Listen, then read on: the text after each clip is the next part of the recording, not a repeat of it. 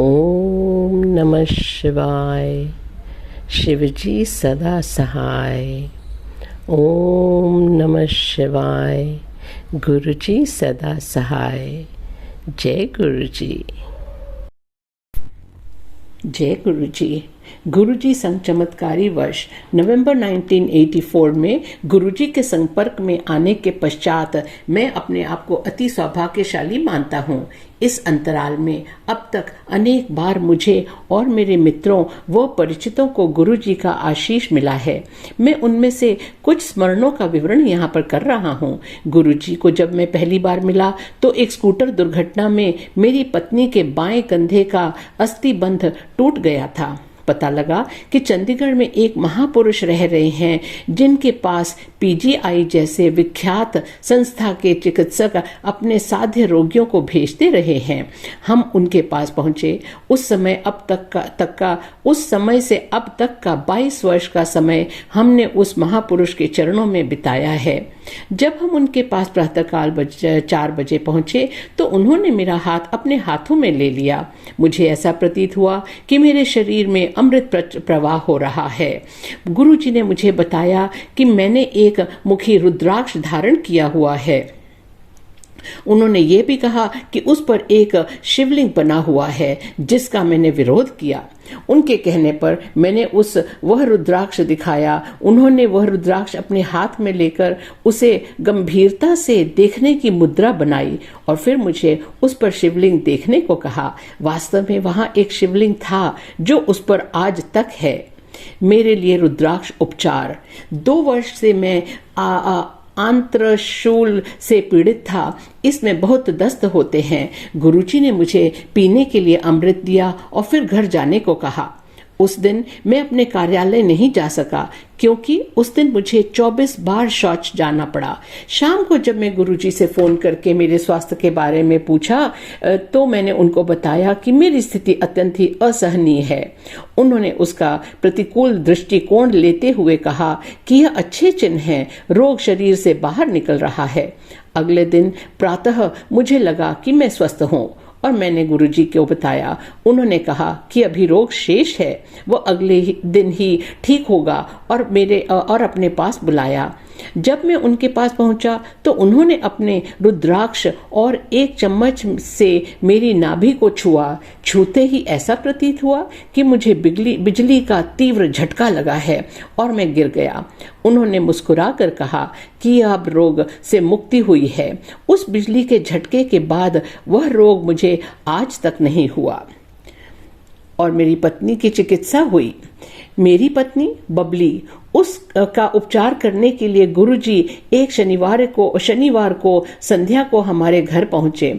उनके निर्देशानुसार साबुत उड़द की दाल की 3 रोटियां बनाई गईं। आधी रोटी को शौचालय में डाल दिया, जल प्रवाहित कर दिया गया। शेष 2.5 रोटियों को उन्होंने बबली के कंधे पर रखकर कुछ उच्चारण किया और मेरे हाथों में देकर बोले कि यह एक काले कुत्ते को खिला दो। मैं भौचक्का था। रात्रि में 9 बजे एक साफ स्वच्छ छावनी क्षेत्र में आवारा कुत्ता वह भी काला मिल पाना अति ही कठिन है। मैंने अपनी शंका गुरुजी को जताई। गुरुजी ने अपने शांत स्वर में मुझे नीचे बाहर जाने को कहा। मैं अचंभित हुआ जब नीचे जीने में ही मुझे एक काला कुत्ता मिल गया। उसी समय बबली का रोग भी समाप्त हो गया। एक दिन जब गुरुजी हमारे घर आए तो वो घर पर अनेक अतिथि थे। मेरी पत्नी ने बीच में एक बादाम का कटोरा रखा हुआ था। अचानक गुरुजी ने अपनी मुट्ठी भरकर बादाम उठाए और सब अतिथियों को लो अखरोट खाओ, पिस्ता खाओ, किशमिश खाओ कहते हुए बांट दिए। विस्मय की यह वह बात थी कि जिन फलों का नाम वे ले रहे थे बादाम उन्हीं से परिवर्तित हो गए थे। अक्षमता का निदान। मेरे एक जवान नायक आनंदन को बाधा दौड़ में पीढ़ पर पीठ पर गहरी चोट लग गई थी। जवान का उपचार तो हुआ था, पर वो चोट के कारण वह सेना से कार्य करने में अक्षमय हो गया था। उसे सैन्य सेवा से निवृत्त कर घर भेजा जा रहा था। मैं उसे प्रातः 4 बजे गुरुजी के पास ले गया और उसने उसे स्वास्थ्य करने के लिए प्रार्थना करी। गुरुजी ने मुझे प्रश्न किया कि यदि उन्होंने उस रोग से मुक्त किया तो उसके कर्म कौन समाप्त करेगा। इस अवस्था में वह अगले जन्म विकलांग रूप से में जन्म लेगा। मैं विस्मित अवश्य था, पर मैंने गुरुजी से प्रार्थना करी कि वह अपने तप से उसके कर्म नष्ट कर दें। गुरुजी मुस्कुराए और उन्होंने आनंद को लेटने को कहा। फिर उन्होंने उसे छूकर एक अति भयानक मुद्रा बना ली, जैसे वह किसी को डांट फटकार रहे हैं।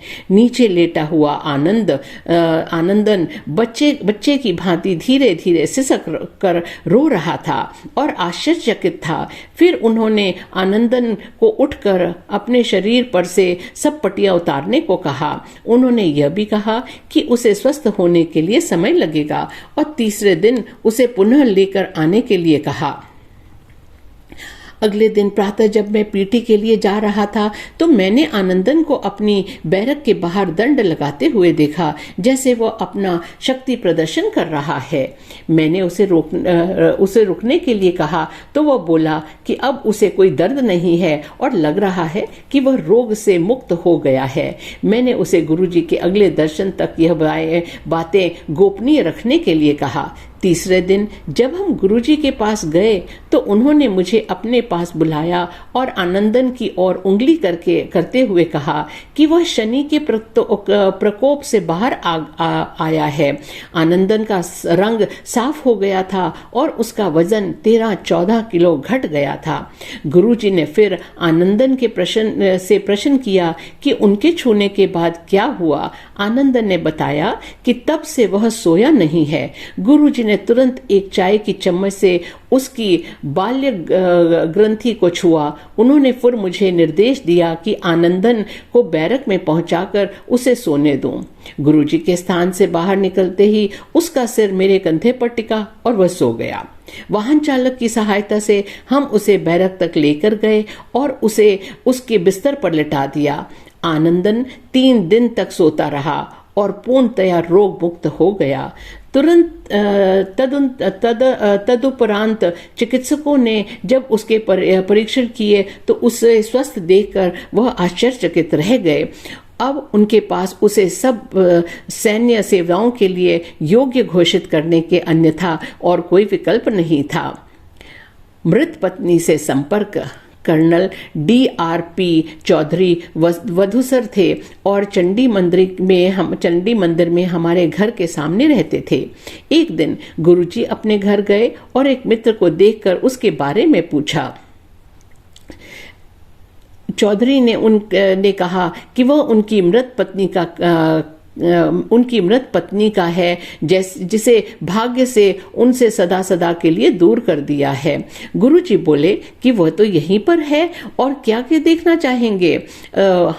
हम असंजस में थे। फिर उन्होंने अपना एक हाथ उठाया और हिलाया।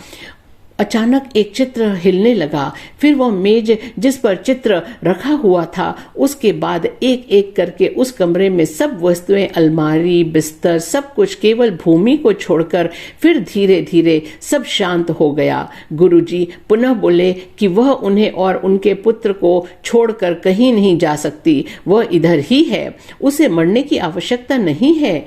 एक शाम को गुरुजी हमारे घर पर आए। उस सत्संग में आसपास के कई लोग भी आए हुए थे। कर्नल चौधरी मेरे से अकेले में बात करना चाह रहे थे। दूसरे कमरे में जाने पर बोले कि उन्होंने अपने पुत्र टीलतू को जब गुरुजी के पास आकर आशीर्वाद लेने के लिए कहा तो उसने उत्तर दिया कि संतों के पास जाने की आयु तो उनकी है, वह तो संगीत सुनना चाहता है। इस बात पर कर्नल चौधरी को क्रोध आ गया और उन्होंने उसे चांटा मार दिया। वह चाह रहे थे कि मैं जाकर उसे समझाऊं। मैंने उत्तर दिया कि स्थिति को थोड़ा शांत होने देते हैं, उसके बाद मैं उसे समझाऊंगा। उसके बाद हम गुरुजी के चरणों में आकर बैठ गए जैसे कुछ हुआ ही ना हो। गुरुजी ने कर्नल चौधरी की ओर देखा और बोले कि अब पुत्र को बड़ा हो गया है, उसे मारने की क्या आवश्यकता थी। उसी क्षण टिल्तू ने कमरे से प्रवेश करके गुरुजी के चरण स्पर्श किए। बौद्धिक क्रीड़ाएं। पहले गुरुजी अमृत बांटा करते थे। प्रत्येक भक्त को एक ग्लास मिलता था और अपने भाग का वो एक ग्लास पी चुका था। उस दिन मैं गुरुजी के निकट बैठा हुआ था। अचानक मेरे मन में विचार उत्पन्न हुआ कि यदि गुरुजी ने मुझे एक ग्लास और दे दें तो निश्चित हो जाएगा कि वो मेरे मन की बात पढ़ रहे हैं। उस समय गुरुजी किसी और को ग्लास दे रहे थे। वो रुके और उन्होंने वह ग्लास मुझे थमा दिया। 15 मिनट उपरांत मैंने संयोग सोचकर यह विचार मन में त्याग दिया। अब मेरे मन में आया कि यदि वो मुझे तीसरा ग्लास दे दें तो मुझे विश्वास हो जाएगा कि वे मेरे मन की बात के भाव को जान सकते हैं। वह उसी समय रुके और मेरी ओर आंख देखकर बोले कि लो, यह ग्लास तुम्हारा स्वयं ही पी लो। पहले गुरुजी को कोई स्पर्श नहीं कर सकता था। भक्त दूर से ही प्रणाम करते थे। एक बार जब मैं उनके पास बैठा हुआ था, मेरे मन में विचार आया कि मैं उनसे मिलकर अति भाग्यशाली हूँ पर कितना अच्छा हो यदि गुरुजी मुझे अपने चरण स्पर्श करने दें। उन्होंने उसी क्षण मेरी ओर देखा। अगले दिन दोपहर को वो हमारे घर आए और बिस्तर पर लेटने की इच्छा प्रकट करी। प्रसन्नता पूर्वक मैं उनके अंदर शयन कक्ष में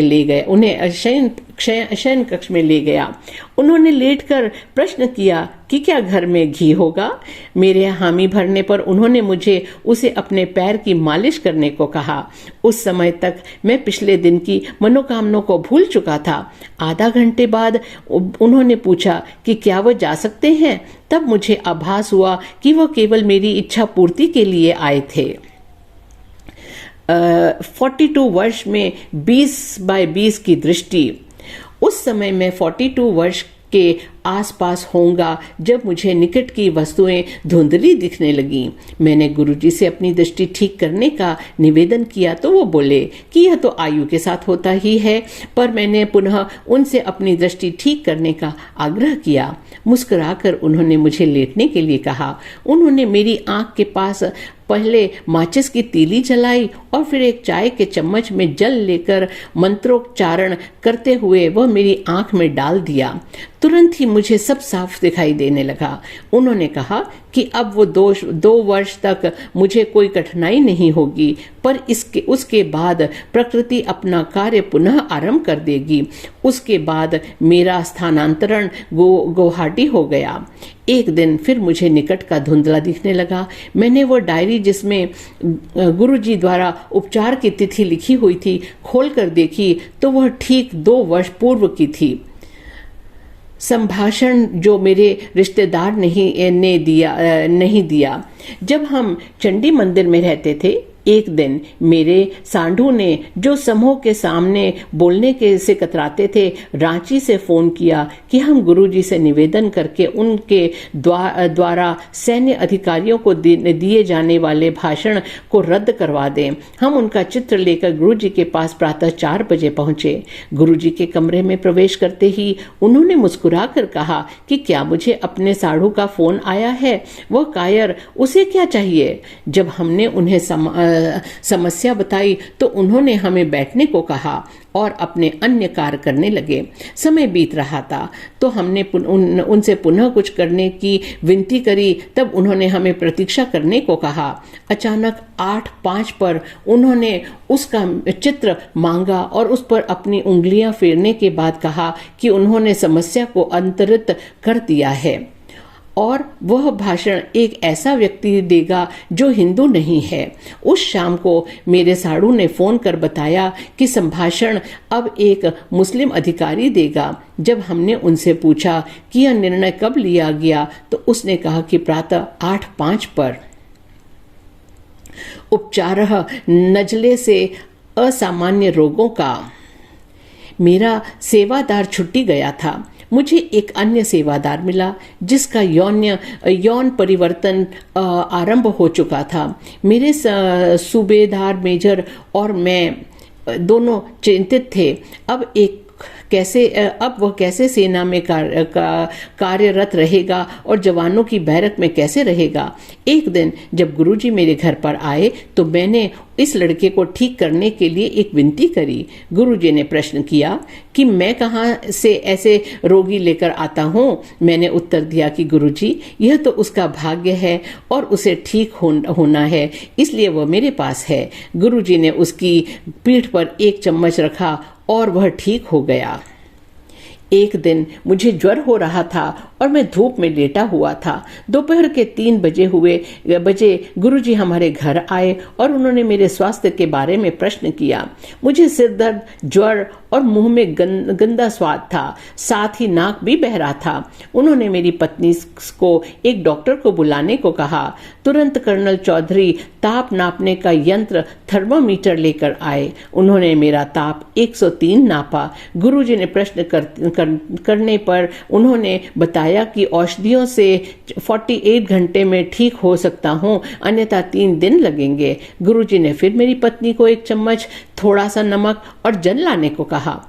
उन्होंने उस चम्मच में थोड़ा सा नमक और जल मिलाया और कुछ मंत्रोच्चारण करके मेरी नाक में डाल दिया। मुझे ऐसा लगा कि मेरे अंदर का सब कुछ बाहर निकल आएगा। मैं बाथरूम भागा और मेरी नाक से बहुत सा तरल निकला। मैं अपना मुंह धोकर आधा मिनट के बाद बाहर आया। गुरुजी ने डॉक्टर को पुनः मेरा ताप नापने को कहा। वह 97.5 डिग्री था। गुरुजी ने पूछा कि अब मुझे कोई बहती नाक, सिरदर्द या मुंह में गंदा स्वाद है। अब वे मेरा उपचार तो हो गया था, अतः मैंने नकारात्मक उत्तर दिया। गुलाब से स्पर्शित जनवरी 1985 के मध्य में गुरुजी ने कहा कि वह मेरी पत्नी बबली के जन्म दिवस 25 जनवरी को शाम को हमारे घर आएंगे। उस दिन हमारे घर पर अनेक अतिथि आए। कुछ महिलाएं अपने शॉल गुरुजी को सुगंधित करने के लिए दे रही थीं। गुरुजी उसको एक बार पहनकर कह रहे थे कि यह 1 सप्ताह तक सुगंधित रहेगा, यह 15 दिन तक, यह 1 मास आदि। मैंने उनको एक फौजी कंबल देकर पूछा कि वह कितने दिन तक सुगंधित रहेगा। गुरुजी ने मुस्कुराकर उत्तर दिया, 1 वर्ष, और वैसा ही हुआ। देहरादून में गुरु कृपा। मैं देहरादून में था और पिछले 3 वर्ष से गुरुजी से कोई संपर्क नहीं था।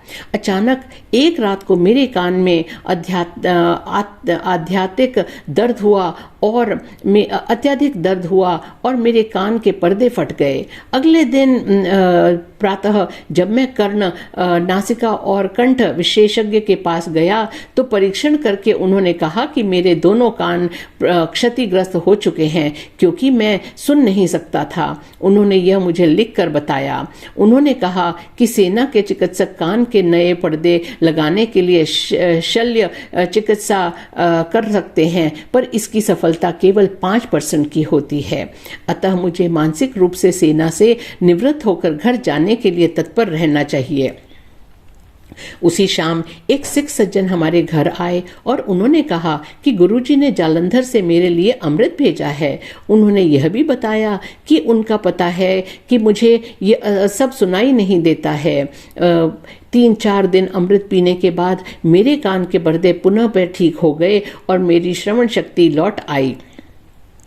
डॉक्टर अचंभे में थे कि यह कैसे संभव है। मैं देहरादून में ही था जब मुझे 1988 में सरकार से कार ऋण प्राप्त हुआ। मैं असंजस में था कि कार कहाँ से लूं। देहरादून, दिल्ली या कलकत्ता। एक दिन मुझे दिल्ली से कर्नल, अब ब्रिगेडियर चौधरी का फोन आया कि गुरुजी तूफान की भांति उनके कार्यालय में आए थे और उन्होंने कहा कि चटर्जी देहरादून में है और कार लेने के बारे में चिंतित है। उसको बोलो कि कार उसके लिए चंडीगढ़ में प्रतीक्षा कर रही है। इतना कहकर वो बाहर निकल गए। ब्रिगेडियर चौधरी उनके पीछे भागकर बाहर लंबे बरामदे में गुरुजी कहीं नहीं थे। यह सोचकर कि गुरुजी संभवतः दिल्ली आए होंगे और वह उनके दर्शन कर सकेंगे, उन्होंने जालंधर से में गुरुजी के निवास का पर फोन किया। उत्तर देने वाले ने सज्जन से कहा, गुरुजी कहीं नहीं गए, वह उनके सामने बैठकर मुस्कुरा रहे हैं। मैं चंडीगढ़ से ही कार ली और 2006 में बिकने तक बहुत अच्छी तरह चली। 13 वर्ष के अंतराल के बाद गुरुजी के दर्शन। सेना से निवृत्त होकर 1998 में मैं अहमदाबाद में था। पिछले 13 वर्षों से गुरुजी के साथ कोई संपर्क नहीं रहा था। जून 1998 में मुझे अनिद्रा रोग से घेर लिया। मेरी पत्नी ने परामर्श दिया कि गुरुजी को ढूंढकर उनकी शरण में जाऊं। काफी पूछताछ के बाद पता लगा कि गुरुजी चंडीगढ़ में जैसे जालंधर से पंचकुला और वहां से दिल्ली चले गए थे। मुझे उनका दिल्ली का पता मिल गया। हमारे पड़ोसी श्री कृत भाई भी गुरुजी से मिलने के लिए उत्सुक थे। अतः हम दोनों ने 10 जुलाई की राजधानी एक्सप्रेस में 2 बर्थ आरक्षित करा ली।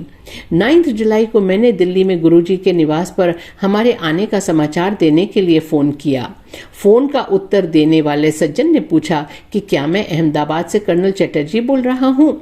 मेरे सहमत होने पर उन्होंने बताया कि आज गुरु पूर्णिमा के कारण गुरुजी पाठ में हैं, पर उन्होंने बताया कि शाम को 7 बजे मैं अहमदाबाद से फोन करूंगा। गुरुजी को मेरे आने के बारे में ज्ञान था और उन्होंने मुझे 11 जुलाई को शाम 6 बजे आने को कहा। स्वाभाविक है कि कृत भाई अचंभे में थे। दिल्ली जाते हुए यह जानकर कि मैं सो नहीं पाऊंगा, मैंने अपने साथ इतिहास की एक मोटी पुस्तक रख ली। यह सोचकर गुरुजी तो अपने ही हैं, मैं 3 बजे उनके पास जाने का निर्णय ले लिया। जब हम 4 बजे सुल्तानपुर पहुंचे तो एक अनोखी घटना घटी। हमें एम्पायर एस्टेट नहीं मिल पाया। मुझे कुछ देर घूमने के पश्चात मुझे समस्या समझ में आ गई। गुरुजी ने हमें 6 बजे आने को कहा था और हम वहां 4 बजे ही पहुंच गए थे।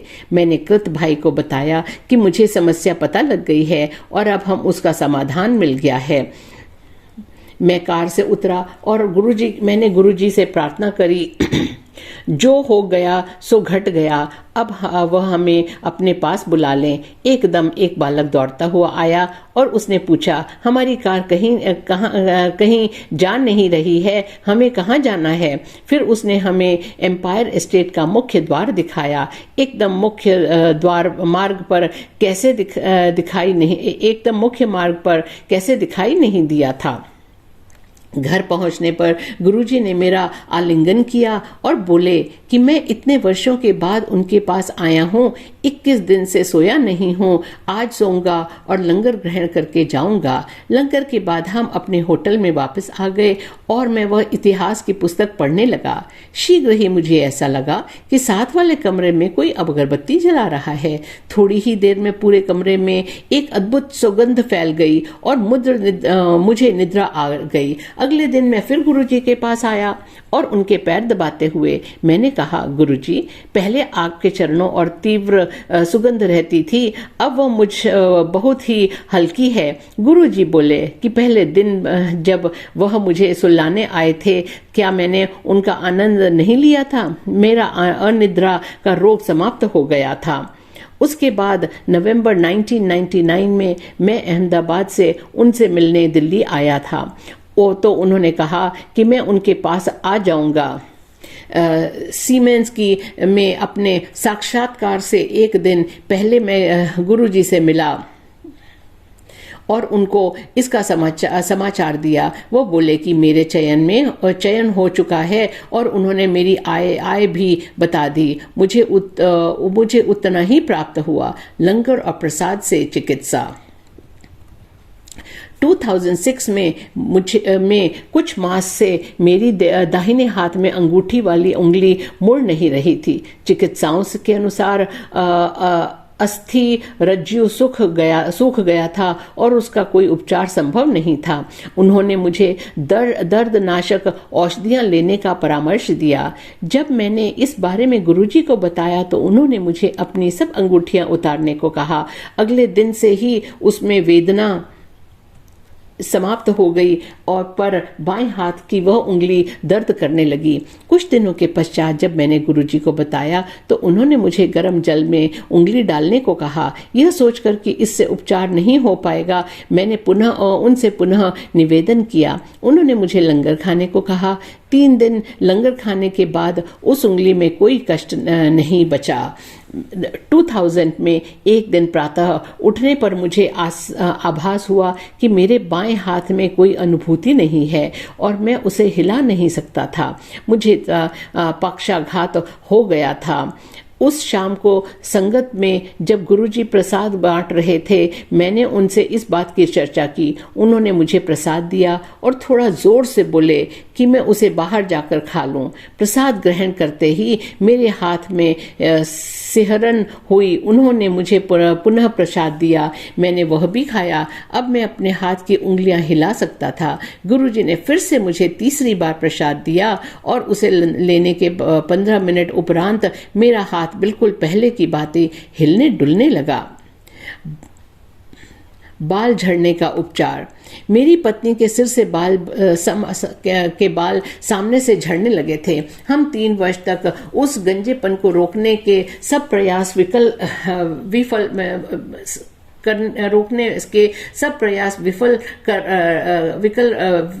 रहे थे। एलोवेरा के shampoo, arnica plus, Shahnaz Husain आदि। जब मैं दिल्ली आया, मैंने गुरुजी को समस्या से अवगत कराया। सुनते ही वो बोले, बबली आंटी। फिर हवा से अपना हाथ हिलाया और कहा, हट गया, कुछ समय लगेगा। 1 सप्ताह में ही नए बाल आने लगे और शीघ्र ही उनका उपचार हो गया। 2003 में मुझे मूत्र रोग समस्याएं होने लगी। अंत में चिकित्सकों ने पुनः पुरस्थ ग्रंथि की शल्य क्रिया का उपचार बताया। गुरुजी की संगत से मैंने मन ही मन उनसे प्रार्थना करी। तुरंत उन्होंने अपना दायां हाथ अपने सिर के ऊपर उठाया और एक मुद्रा बनाई। साथ ही अपने अंगूठे और तर्जनी को आपस में मिला। मुझे लगा कि उन्होंने मेरे लिए कुछ किया था, परंतु मन में संशय था। मैंने मन ही मन में निवेदन किया कि यदि यह मेरे लिए है तो गुरुजी कृपा मेरी ओर देखिए। उन्होंने ऐसा ही किया और मुझे संतोष हो गया। अगले दिन मैं स्वस्थ था। कोलकाता में वर्षा। अप्रैल 2007 के अंत में मुझे कोलकाता जाना था। लंगर के उपरांत में गुरुजी से आज्ञा लेकर उसे मेरे प्रवास की अवधि में कोलकाता को वातानुकूल रखने के लिए विनती करना चाह रहा था, किंतु मेरे कुछ कहने से पूर्व वह मुझे डांटते हुए बोले, अपना कम छड़ मेरे कोल आ जा। मैं कुछ नहीं कह सका। बाद में उन्होंने गायत्री को बताया कि उन्होंने मेरे लिए कोलकाता में वर्षा भेजी है। शुक्रवार की शाम को जब मैं राजधानी एक्सप्रेस गाड़ी में चढ़ा और मैं कोलकाता में अपने संबंधी को फोन किया तो वो बोले कि वहां पर मूसलाधार वर्षा हो रही है। मैं कोलकाता 9 दिन रहा और उस अवधि में या तो बादल छाए रहे या वर्षा होती रही। दिल्ली वापस आने पर गुरुजी ने मुस्कुराकर मुझसे प्रश्न किया, कलकत्ते में सीगा? मैंने उत्तर दिया, आपने मेरे लिए तो इतनी जोर से डांट दिया कि मैं आपको बोल नहीं पाया था, लेकिन आपने दया करके मेरे मन की बात सुन ली। वह बोले, जा ऐश कर। दिव्य उपहार। एक बार चंडीगढ़ में एक महिला को, जो मुख्यमंत्री की घनिष्ठ संबंधी थी, गुरुजी ने अपना हाथ उठाकर एक कर्णफूल प्रकट करके कर दिया। उस महिला ने कहा कि वह एक बाली का क्या करेगी। गुरुजी ने अपना हाथ पुनः उठाकर एक और प्रकट कर दिया। वह महिला फिर से असंतुष्ट रही और बोली कि दोनों की बनावट में अंतर है। गुरुजी ने उत्तर दिया कि शिव जी ने जो देना था दे दिया, वो कुछ नहीं कर सकते हैं। एक बार लंगर के उपरांत जब एम्पायर एस्टेट में संगत में मुझे बहुत कम भक्त बचे थे, हम सब गुरुजी के आसपास बैठ गए। उन्होंने हर मंदिर से सीमेंस के निर्देशक से पूछा कि क्या उन्होंने मेरे स्मरण सुने हैं। उनके नकारात्मक उत्तर पर मुझे अपने स्मरण सुनाने को कहा।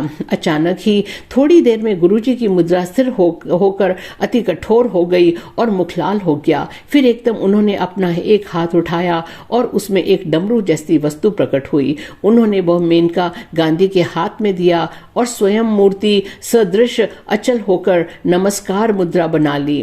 कुछ समय पश्चात वह बोले, देखें शिवजी ने क्या दिया है। उस डमरी को तोड़ने पर उसमें से खोए का प्रसाद निकला। सबको बांट कर के बाद कुछ बच गया। वह उन्होंने मेनका को दिया और बोले कि उसे फ्रिज में नहीं रखना है, वह कभी खराब नहीं होगा।